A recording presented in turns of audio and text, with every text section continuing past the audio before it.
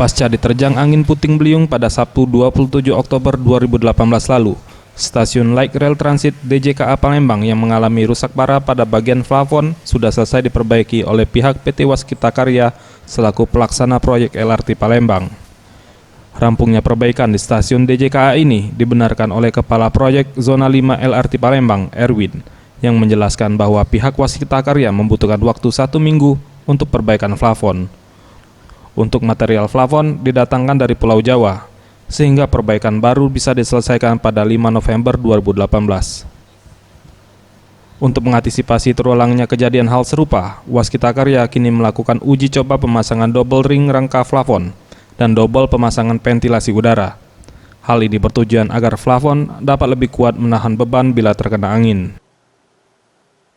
Sesuai janji yang kemarin, kita dalam waktu kurang dari 1 minggu sudah rekondisi stasiun DJKA, stasiun OP ini yang terkena angin puting kemarin.